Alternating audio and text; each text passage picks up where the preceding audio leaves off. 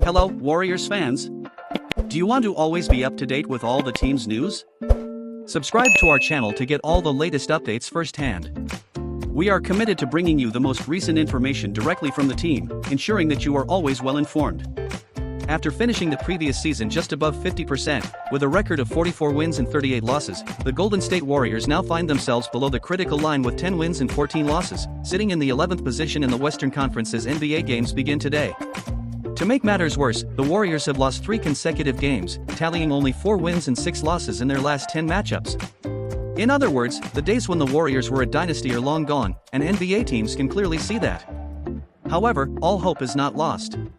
After all, the Warriors are only 1.5 games away from the 10th and final playoff spot in the West, and there are still 58 games remaining for Golden State, regardless of which direction they choose to go, whether as buyers or sellers.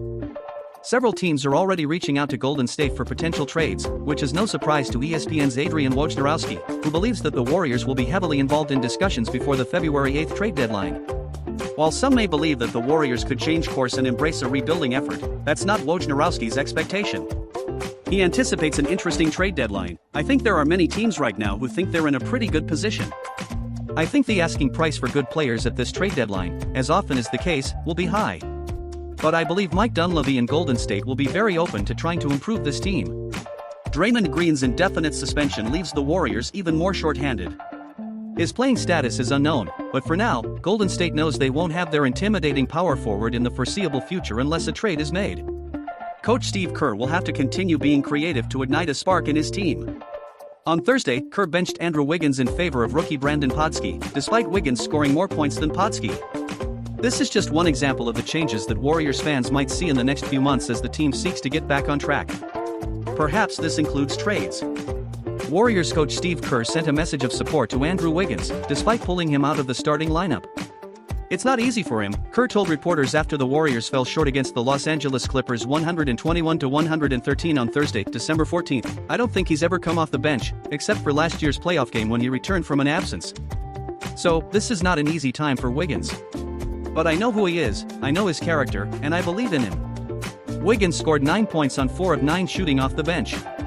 He added 3 rebounds and 1 blocked shot in a foul-plagued 22 minutes off the bench, committing 5 fouls.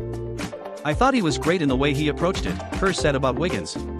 He brought energy, dived for loose balls, guarded Kawhi Leonard out there, and gave us the length and athleticism that we needed. But he handled himself beautifully because that's who Wiggins is, a great teammate and a great professional.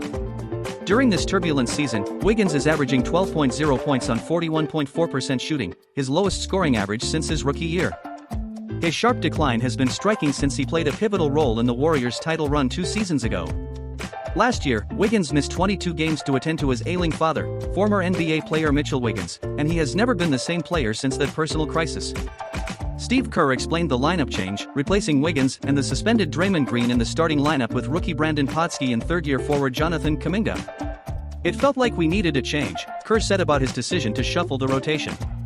I feel like Brandon gives us an extra playmaker on the floor in the starting lineup. Obviously, he's a great rebounder, competes excellently on defense, and then JK deserves the minutes with Draymond out.